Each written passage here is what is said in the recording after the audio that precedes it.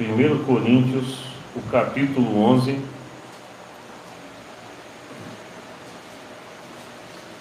1 Coríntios, o capítulo 11, nós vamos ler a partir do versículo 23. Primeira carta do apóstolo Paulo.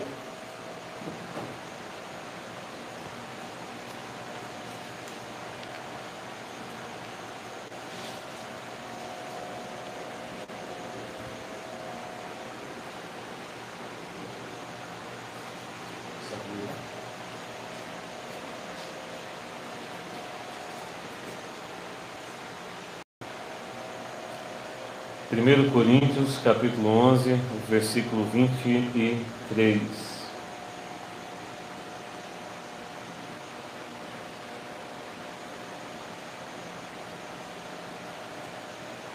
Todos encontraram?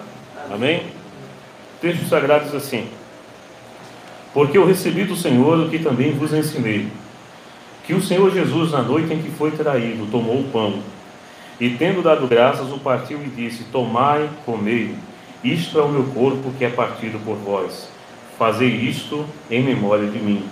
Semelhantemente também, depois de cear, tomou o cálice, dizendo: este cálice é o novo testamento no meu sangue, fazei isto todas as vezes que beberdes em memória de mim. Porque todas as vezes que comerdes este pão e beberdes este cálice, anunciais a morte do Senhor até que venha. Amém. Vamos fechar nossos olhos e iremos orar ao Senhor nesse instante. Senhor Deus, glorificamos e exaltamos o teu santo nome por estarmos aqui mais uma vez reunidos para participarmos da mesa do Senhor. Ó Deus, que tu possas nos abençoar, que tu possas abrir o nosso coração, nossa mente para compreender o ensino do Senhor para cada um de nós nesta noite.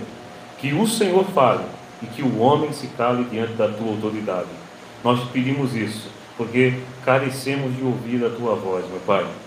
Nós te pedimos, fala conosco por meio da exposição da tua palavra. É a nossa oração, no nome de Jesus. Amém. Sentados, meus irmãos.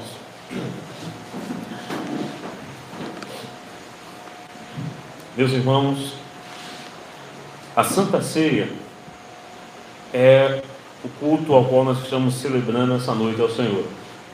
O tema ou o título dessa minha exposição é justamente isso: a Ceia do Senhor. Se eu posso dar um título a este sermão, é este: a Ceia do Senhor. Meus irmãos, como falamos muitas vezes neste púlpito, mais uma vez já afirmamos que a Santa Ceia é a dramatização do sacrifício de Jesus. Nós não estamos aqui realizando ou repetindo o sacrifício de Cristo, porque o sacrifício de Cristo foi uma vez por todas. O sacrifício de Jesus não precisa ser repetido, porque ele já foi feito uma vez, e automaticamente, por ser ele o Filho de Deus, ser o próprio Deus, ter todo o poder, aquilo que ele cumpriu, aquilo que ele realizou por nós naquela cruz, foi perfeito. E como ele falou, telestetar, né? Que é, está consumado. Está consumado. Então, o que ele fez por nós foi cumprido ali. Tanto que por isso nós não fazemos como uma denominação que aí tem, que vive, né, clamando o sangue de Jesus. Nós não fazemos isso porque o sangue de Cristo foi vertido uma vez por todas. Ou não também cremos como uma outra, né, que diz que Jesus só entrou no tabernáculo celeste em 1800 e alguma coisa. Nada disso. O sacrifício de Cristo foi santo, perfeito e cumpriu a vontade de Deus. Quando celebramos a ceia, portanto, nós estamos diante de nós, nós poderíamos colocar dessa forma: é como se nós estivéssemos ali, no palco do Gólgota, vendo o nosso Senhor sendo sacrificado por nós. Eu já falei isso certa vez e reitero: a reverência, o temor que nós temos que nos aproximar da mesa do Senhor é a mesma referência que nós encontramos lá em João, quando ele diz de Nicodemos e José de Arimateia, quando eles foram tomar o corpo do Senhor preparado para a sepultura. Eles não estavam ali irreverentes. Tenho certeza que eles não estavam rindo, brincando, mexendo no celular, lógico que o celular não tinha naquele tempo, né? Eles não estavam fazendo isso. Eles estavam com temor, porque ali diante deles estava consumado o sacrifício do Cordeiro de Deus para tirar o pecado do mundo, tirar o pecado, perdoar o pecado de todo aquele que nele crê. Eu pergunto a você, meu irmão, minha irmã, você crê nisso? Os irmãos creem que Jesus morreu, pagou o alto preço pelos nossos pecados? Meus irmãos, se nós cremos, nós devemos estar aqui com um coração alegre, felizes, porque diante de nós está essa dramatização. É um momento de reflexão. A Páscoa para nós não é apenas uma vez no ano. Cada vez que nos juntamos à mesa do Senhor, estamos celebrando Cristo, a nossa Páscoa. E deve ser um momento de reflexão. Lembrar que aquele sacrifício foi por causa dos nossos pecados. Eu preciso dar uma pausa aqui e deixar isso bem claro. Lembre dos seus pecados de hoje. Lembre dos seus pecados de ontem. Eu não vou voltar mais não, eu vou ficar até ontem. Porque às vezes a gente esquece. Pense nos de ontem e pense nos de hoje. Cada um desses pecados que você cometeu, Cristo levou sobre si para pagar o preço na cruz do Calvário. Eu digo isso e peço que você faça essa reflexão, porque muitas vezes nós não refletimos, ou muitas vezes nós negligenciamos essa reflexão profunda de saber que Cristo morreu por cada pensamento mau que trago em minha mente, por cada palavra inútil que sai da minha boca, por cada rancor, por cada ódio, por cada pecado que eu cometo. O meu destino e o que estava preparado para mim era o inferno, mas Cristo arrancou-me de lá com o seu sacrifício na cruz. Só por isso, meus irmãos, nós já temos que abrir a boca e glorificar o Senhor, porque muitas vezes a gente não quer glorificar Deus por causa de bênçãos que nós recebemos aqui, um bem material, uma bênção na família. Meus irmãos, a maior bênção foi a bênção da salvação oferecida por Cristo Jesus. Meus irmãos, a prática, portanto, da Santa Ceia, a ceia do Senhor, começa pelo dar graças. Começa, portanto, pela gratidão. Nós devemos já estar aqui gratos, porque Jesus nos salvou. Se você tem certeza da sua salvação, nós, portanto, se você tem certeza, devemos glorificar o Senhor, devemos exaltar o seu santo nome, porque Ele morreu por nós. Ele morreu por nós. Ele se sacrificou em nosso lugar. Aquele que não tinha pecado levou o nosso pecado sobre si, subiu ao matadouro, como ovelha muda, não abriu a sua boca, conforme Isaías nos ensina. Essa prática da Santa Ceia é também um memorial da expiação de Cristo, ou seja, do seu sacrifício na cruz. É uma prática também de comunhão entre os cristãos, porque eu volto e reitero, a Santa Ceia nos lembra do ato de Jesus em pegar aquele pão sem fermento da Páscoa, partir pedaço por pedaço, e de um pão ele separou em todos aqueles pedaços e foi dado aos seus discípulos. E ali ele mostra que nós sozinhos não podemos servir ao Senhor. Nós sozinhos não conseguimos caminhar, porque há necessidade do corpo. Ele é o cabeça, mas nós somos membros, nós fazemos parte, nós somos partes deste corpo, e nós temos que estar em comunhão. A ceia nos lembra, portanto, que nós não podemos ser o todo, nós só somos uma parte. Todo mundo aqui é importante para o Senhor. Não tem aqui ninguém mais importante ou menos importante. Todos têm o mesmo valor, porque o sangue de Cristo foi derramado por todos nós. Não tem aqui ninguém melhor, não tem ninguém aqui pior. O mesmo amor de Jesus por mim é o mesmo amor que Ele tem por você, o mesmo amor que Ele tem pelas crianças, o mesmo amor que Ele tem pelas senhoras, o mesmo amor que Ele tem pelos homens, o mesmo amor que Ele tem pelos jovens. Cristo nos ama de tal forma que entregou-se por nós na cruz do Calvário. Por isso nós devemos estar aqui e celebrar também esta comunhão. A ceia também é um testemunho da morte de Cristo em nosso favor. Diante disso, meus irmãos, a Santa Ceia, ela nos aponta-nos para cinco verdades gloriosas do plano eterno de Deus, e é isso que eu gostaria de ver com os irmãos nesta noite, nessa celebração de Santa Ceia. Eu queria que nós observássemos essa realidade. Fique com a sua Bíblia aberta, que nós vamos andar um pouco pela Escritura, para podermos entender estas cinco realidades a qual a Santa Ceia nos aponta. A primeira realidade, ou a primeira verdade: a Santa Ceia aponta para o passado. A Santa Ceia, ela nos aponta para que voltemos os nossos olhos ao passado. Que passado? E o que no passado a olhar? Que Cristo morreu por nós. No texto que lemos, no verso 26, Paulo deixa bem claro que Jesus o disse: porque todas as vezes que comedes este pão e beberdes este cálice, anunciais a morte do Senhor. A morte do Senhor por quem?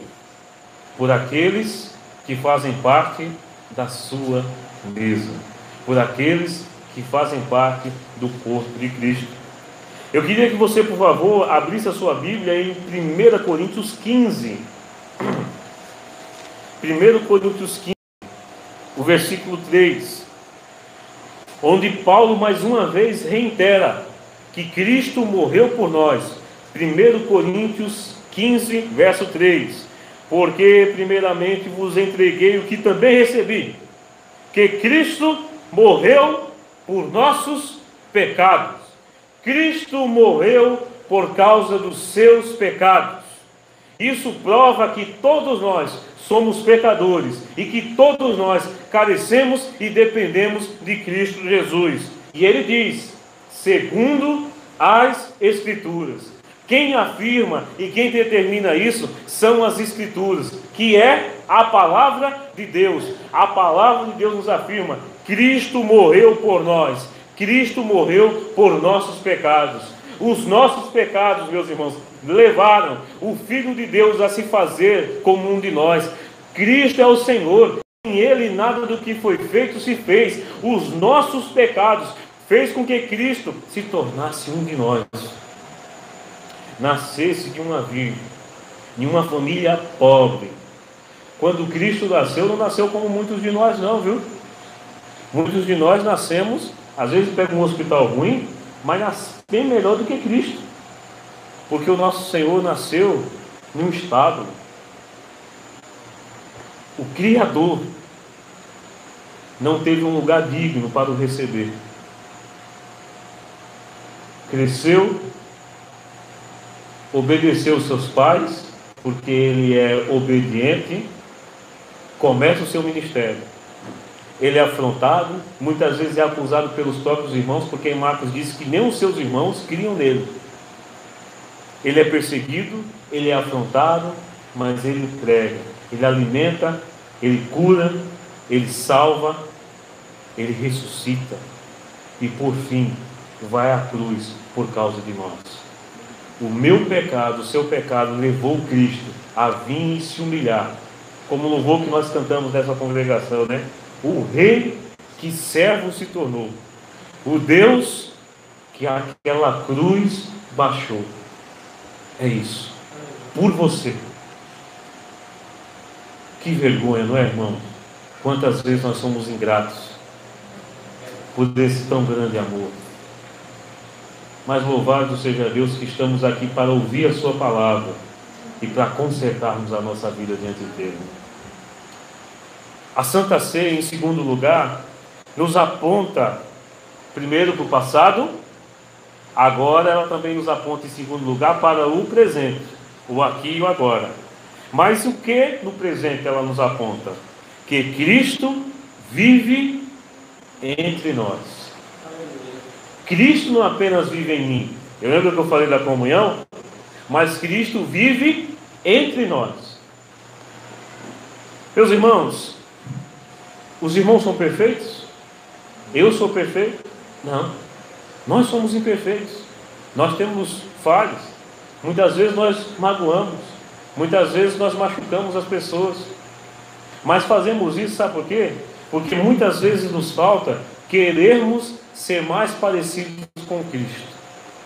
Quando nós buscarmos a ser mais parecido com Cristo, que está entre nós, mais nos amaremos uns aos outros, mais nos perdoaremos, mais iremos cuidar e nos amar.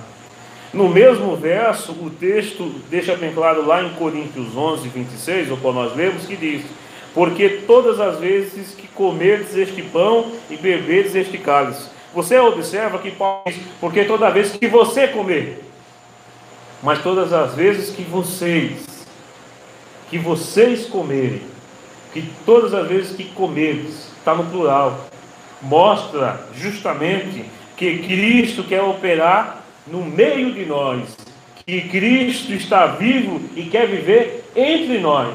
Por isso esse argumento do qual muitos dizem, eu sou a igreja, é um equívoco. Eu não sou a igreja, nós somos a igreja, porque a igreja não pode ser individual, a igreja é a união de olha, guarda essa palavra, a igreja é a união de pecadores, salvos e remidos pelo sangue do Cordeiro. A igreja não é a união de pessoas santas, de pessoas melhores, de pessoas sãs, afinal o Senhor não veio para os sãos. A igreja é a união de pecadores que são salvos e remidos pelo sangue do Cordeiro, o sangue de Jesus que foi vertido naquela cruz. Eu vou além. Em Mateus capítulo 28, por favor, abra sua Bíblia nessa passagem. Mateus capítulo 28. Mateus capítulo 28, o versículo 20. Jesus nos ensina. Mateus 28, 20. Ensinando-as a guardar todas as coisas que eu vos tenho mandado. Olha a palavra que ele nos dá agora. E eis que eu estou convosco todos os dias, até a consumação do século. Eu não sei os irmãos, mas Cristo disse que estará conosco. E eu creio que Ele está no meio dessa igreja. Eu creio que Ele está entre nós. Eu creio que se nós servirmos ao Senhor por mais 10, 20 anos, até a sua volta, nós já estamos aqui entrando no 7º ano. Nesses 7 anos que estamos aqui, Cristo vive entre nós. Cristo habita entre nós. E quantas vezes eu estou triste, quantas vezes eu estou desanimado, mas o Senhor que vive e reina, Ele vai e eu sinto o seu abraço, eu sinto o seu amor. Sabe por quê? Não é por causa de mim, mas é porque sempre tem alguém que vai orar por mim. Aleluia. Eu lembro de uma experiência aqui, eu não sei se os irmãos aqui o sabem, mas eu lembro da experiência que minha esposa me lembrou esses dias. Quando Jéssica e Altemir, nossos irmãos, casaram, na viagem deles para a lua de mel, eles contaram para nós que acho que foi na ida, não sei se foi bem assim, parece que jogaram alguma coisa no carro, alguma coisa, né? E provavelmente quando acontece isso, você sabe que ali é um perigo iminente de assalto. A Juliana me contando depois, que a irmã Maria do Carmo contou para ela, que naquela noite a Cirlane acordou. Olha só, eles estavam novos aqui na igreja. E a irmã do Carmo contou para a Juliana que a Cirlane acordou e ficou perguntando pelos irmãos. Perguntou pelo nome, se eu não me engano, por eles. E isso até de estranhar, né? Porque eles estavam novos na igreja. Ela é criança, não é tão fácil de guardar o nome de quem está chegando na igreja agora. A irmã Maria do Carmo, ela sabe, eu tenho certeza que foi o Espírito Santo que discernimento a ela. Ela contou para a Juliana que quando ouve aquilo ali, ela vai lá e ora pelos irmãos. Eu tenho certeza que se houve um livramento foi porque o Senhor levantou uma serva para orar por aqueles irmãos. Muitas vezes nós estamos, meus irmãos, desanimados, abatidos com problemas, e muitas vezes o Senhor vem, nos livra, nos abençoa, nos abraça. Pode ter certeza, porque teve alguém que orou por você. Teve um irmão na fé que orou e lembrou de você. Meus irmãos, o Senhor promete estar conosco até a consumação dos séculos. Terceira coisa que a Santa Ceia nos aponta, terceira verdade. A Santa Ceia aponta, primeira, para onde? Passado, que Cristo morreu por nós. Segunda, o presente, que Cristo vive entre nós. Ela também aponta para o futuro. Que futuro é esse? Que Cristo voltará para nós. Meus irmãos, se nós voltarmos lá para 1 Coríntios, que nós lemos, o 11, o mesmo verso, o verso 26 diz: porque todas as vezes que comeres este pão e beberes este cálice, anunciais a morte do Senhor, até que o quê, meus irmãos? Até que venha. O apóstolo Paulo nos lembra que em cada vez que participamos do corpo e do sangue, participamos do pão e do vinho, Cristo diz para nós que Ele voltará. Essa é a nossa esperança, que Cristo voltará. Nós cantamos isso, né? Ó Pai, eu queria tanto ver. Essa é a nossa esperança. A esperança de um dia rever amigos, irmãos. Um dia ver Moisés, Abraão. Um dia estarmos no céu e podemos juntos, meus irmãos, glorificar o Senhor, saber e ter a certeza que Ele um dia voltará. Mas a palavra não fica somente aí não. Se você abrir a sua Bíblia em Apocalipse 22, o versículo 12, Apocalipse 22, verso 12, a palavra nos ensina: e eis que cedo venho, e o meu galardão, a minha recompensa ou herança, está comigo para dar a cada um segundo a sua obra. Observa a parte A do texto: eis que cedo venho. A palavra é clara, a volta de Cristo é iminente. Mas você pode dizer: mas pastor, Jesus falou isso lá no final do primeiro século, já passaram pelo menos 1900 anos. Mas a igreja precisa estar desperta, a igreja precisa estar acordada, porque Cristo pode voltar a qualquer momento. Não sabemos o dia nem a hora, mas Ele voltará. E só será arrebatado, só será salvo aquele que ouviu o toque da trombeta, aquele que ouviu o toque do seu chamado. Ou seja, Cristo não voltará para todos, mas voltará para aqueles que vivem para Ele, aqueles que vivem para dedicar a sua vida em louvor ao Senhor. Cristo voltará para nós, Cristo voltará para a sua igreja. Quarta verdade: a Santa Ceia aponta para a igreja. No tempo, a Santa Ceia aponta para o passado, presente e futuro. Vou recapitular: passado, Cristo morreu por nós. Presente, Cristo vive entre nós. Futuro, Cristo voltará para nós. Mas a Santa Ceia aponta para a igreja. E quando ela aponta para a igreja, aponta para que, mostrando que Cristo tem um pacto, uma aliança, pacto de aliança conosco. Voltemos para o texto de 1 Coríntios. Quando lá em 1 Coríntios, no verso 24 e 25, a Bíblia nos diz: e tendo dado graças, o partiu e disse: tomai, comei, isto é o meu corpo que é partido por vós. Olha o pacto aí: fazei isto em memória de mim. Verso 25: semelhantemente também, depois de cear, tomou o cálice, dizendo: este cálice é o novo testamento do meu sangue. Fazei isto todas as vezes que beberdes em memória de mim. O Senhor deixa bem claro que a igreja, que Cristo tem um pacto para com a igreja, e automaticamente, se Ele tem uma aliança com a igreja deve responder a esta aliança. Ou seja, nós estamos neste mundo para viver, glorificar, dedicar a nossa vida àquele que morreu para nos salvar, àquele que ressuscitou e está vivo entre nós, aquele que voltará para nos buscar. Nós devemos, meus irmãos e irmãs, estar juntos, unidos, vivendo o pacto, a aliança que Deus tem para conosco. Eu queria te provar em um outro texto a palavra, Hebreus capítulo 8. Hebreus capítulo 8, o versículo 10 a 12. Hebreus capítulo 8, versos 10 a 12. Olha o concerto, olha o pacto, olha a aliança que o Senhor tem para conosco. O versículo 10 de Hebreus 8. Porque este é o concerto, a aliança, o pacto, que depois daqueles dias farei com a casa de Israel, diz o Senhor. Porei as minhas leis no seu entendimento e em seu coração as escreverei.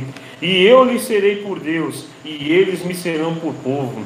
E não ensinará cada um ao seu próximo, nem cada um ao seu irmão, dizendo: conhece o Senhor. Por que não vai ensinar? Porque todos me conhecerão, desde o menor deles até o maior. Verso 12: porque serei misericordioso para com as suas iniquidades, e de seus pecados, e de suas prevaricações, não me lembrarei mais.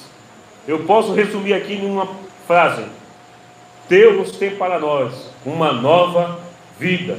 Por isso, o texto sagrado diz que Cristo em nós, esperança da glória. Meus irmãos, a nossa esperança é Cristo. Meus irmãos, a nossa esperança de salvação é o Senhor Jesus. Ele tem esse pacto. Ele perdoa os pecados. Ele quer fazer isso conhecido de cada um de nós. A Santa Ceia aponta que Cristo tem um pacto com a sua igreja. E por último, a Santa Ceia aponta para o céu. De que forma? Que Cristo tem um lugar para nós. Lá no final do versículo 26, que nós lemos, de 1 Coríntios 11, diz o quê? Até anunciar a morte do Senhor, até que Ele venha. O texto deixa bem claro, Cristo voltará.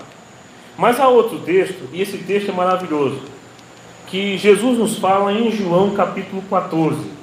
Evangelho de João, o capítulo 14, o versículo 2 e 3. João 14, 2 e 3. A palavra nos diz assim: palavras de nosso Senhor e Salvador Jesus Cristo. Versículos 2 e 3. Na casa de meu Pai há muitas moradas. Se não fosse assim, eu vos teria dito, pois vou preparar-vos lugar. E se eu for e vos preparar lugar, virei outra vez, e vos levarei para mim mesmo, para que, onde eu estiver, estejais vós também. Eu não sei se essa palavra, ela aquece o seu coração, mas o meu aquece. Eu não sei se essa palavra te traz esperança, a mim traz. Porque por mais que eu sofra aqui, por mais que eu enfrente provas e dificuldades, eu sei que minha casa não é essa daqui. Eu sei que há uma morada preparada por Deus a me aguardar. E um dia eu estarei com o meu Senhor, aquele que morreu por mim, para todo sempre, por toda a eternidade. Eu não sei a você, meu irmão, eu não sei a você, minha irmã, mas essa palavra, ela consola, conforta o meu coração. Eu espero que conforte e console o seu coração. Para finalizarmos, o Evangelho, que são as boas novas, é apresentado por meio do culto da comunhão, a Santa Ceia, à medida que os elementos são explicados. Nós acabamos de fazer isso. Olha que coisa maravilhosa. O que a Santa Ceia nos ensina? Que Cristo morreu por nós, que Cristo vive entre nós, que Cristo voltará para nós, que Ele tem um pacto com a sua igreja e que Ele tem um lugar preparado para nós. Meus irmãos, os elementos da ceia, o pão e o vinho, apontam, portanto, para essa encarnação física, a morte sacrificial, a ressurreição e o reino vindouro de Deus, preparado para cada um de nós. É um momento de reflexão, mas deve ser um momento, acima de tudo, de adoração, de celebração, porque Cristo nos salvou e promete voltar e nos levar para todo sempre. Eu não sei se no seu coração há esse anseio, que Cristo volte logo, porque às vezes a gente fica ansioso, né? Eu não quero isso. Eu vou brincar aqui com a Juliana e com a Anice. Eu tenho certeza que elas estão ansiosas para que chegue logo o dia de pegar as crianças no meu braço. Mas tem que ter uma coisa que elas têm que ter mais ansiedade ainda, como cada um, que é um dia ver o nosso Senhor a nos chamar e irmos para todo sempre habitar na nova Jerusalém. Nós temos que ter essa ansiedade em nosso coração. Nós temos que ter esse clamor: volta, Jesus, para vir cumprir a tua promessa, o reino que o Senhor tem preparado para cada um de nós. Que Deus possa nos abençoar, meus irmãos e minhas